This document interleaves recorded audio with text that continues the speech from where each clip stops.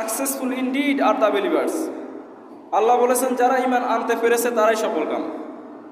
কোটি টাকার মালিক, ক্ষমতাওয়ালা, শক্তিওয়ালা, সারা দুনিয়ার সেলিব্রিটি, ওই ব্যক্তি সফলকাম না।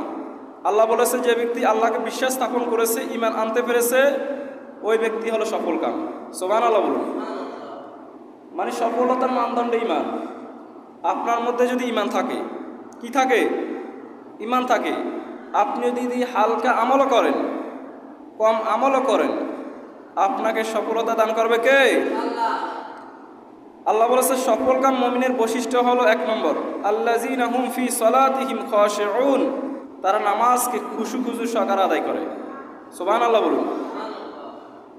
1 নম্বর মুমিনের গুণাবলী হলো মুমিন নামাজকে খুশু খুজুর সহকারে, খুব রিল্যাক্সে, মনোযোগ সহকারে নামাজ আদায় করে। সুবহানাল্লাহ বলুন। এই জন্য আমরা যখন নামাজ আদায় করব, নামাজ সুন্দরভাবে আদায় করা দরকার আছে না নাই? অনেকে দেখবেন আজকে জুমার দিন, আজকে নামাজ পড়তে আসবে, তাহাওয়া করে আসে, এসে 2 রাকাত নামাজ পড়ে চলে যাচ্ছে না নাই? আসলে এভাবে যদি আপনি তাহাওয়া করে নামাজ পড়েন, আপনার নামাজ কবুল হইতেও পারে, না হইতে পারে। কথা ঠিক কিনা? আর আপনি যদি নামাজের জন্য 1 ঘন্টা আগ থেকে প্রস্তুতি নেন, আশা করি ইনশাল্লাহ আপনার নামাজটা কবুল করবেন কে? সাহাবীরা যখন নামাজ পড়তো, ওনাদের খুশু, ওনাদের নামাজের মধ্যে মনোযোগ এত বেশি। মরুভূমিতে যখন নামাজ পড়তো, মরুভূমির পাখিগুলো ওনাদেরকে মানে খাজুর গাছ মনে করে ওনাদের মাথার উপর দাঁড়িয়ে যেত। সুবহানাল্লাহ বলুন। কিন্তু আমরা যখন নামাজ পড়ি, নামাজের মধ্যে যদি একটা মশা কামড় দেয়, আমরা আরো খা দিয়ে একবার মশার লাইচ্ছে মারিয়ে আছে না নাই? কিন্তু আমাদের নামাজের মধ্যে কি কোনো খুশখুশু আছে? কোনো খুশখুশু নাই। এই জন্য আল্লাহ বলেছেন মুমিনদের 1 নম্বর বৈশিষ্ট্য হলো আল্লাযীনা হুম ফি সলাতিহিম খাশিউন, তারা নামাজকে খুশু খুজু সহকারে, নামাজকে মনোযোগ সহকারে আদায় করে। সুবহানাল্লাহ বলুন। যুদ্ধের ময়দানে সাইয়েদনা আলী রাদিয়াল্লাহু তাআলা আনহু, ওনার পায়ে তীর ঢুকেছে। ওনার তীরটা বের করতে গেলে উনি হাওমাও করে চিল্লাচিল্লি করে।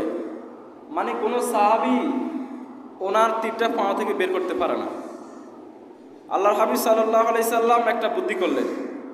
তিনি ভাবলেন আমার জামাতা আলী যখন নামাজ পড়বে, নামাজ থেকে তার তীরটা খুলব।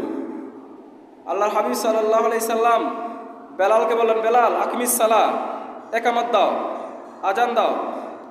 যখন একামত দেওয়া হয়েছে, আল্লাহর হাবিব সাল্লাল্লাহু আলাইহি সাল্লাম ইমামতি করলেন। পিছনে সাহাবী আলী রাদিয়াল্লাহু তাআলা দাঁড়ালেন, আর এক সাহাবীকে বললেন, আমার এই আলী রাদিয়াল্লাহু তাআলা আনহু যখন নামাজ পড়বে, নামাজে যখন রুকুতে যাবে, তখন তুমি তার তীরটা টেনে বের করে ফেলবে। একামত দেওয়া হওয়ার নামাজ শুরু হলো। আলী রাদিয়াল্লাহু তাআলা আনহুর পা থেকে টেনে তীরটা খুলে ফেলা হয়েছে। উনি নামাজে সালাম ফিরিয়েছে, ওনার পায়ে তীর নাই। কি নাই? উনি তো অবাক হয়ে গেছেন, কিরে আমি নামাজের আগে আমার পা থেকে তীর দৌড়েছে, আমি ব্যথার চোটে আমি লাফ দিয়ে উঠেছি, এখন নামাজের মধ্যে আমার তীর নেই। তখন আল্লাহর হাবিব সাল্লাল্লাহু আলাইহি সাল্লাম বলেছে, আলী আমি জানি তুমি নামাজের মধ্যে যখন দাও, তোমার দিন দুনিয়ার কোনো হুঁশ থাকে না, তোমার সমস্ত হুঁশ চলে যায় একজনের কাছে, তিনি কে? আল্লাহ। এই জন্য এইভাবে আমাদের নামাজ পড়া দরকার আছে না নাই?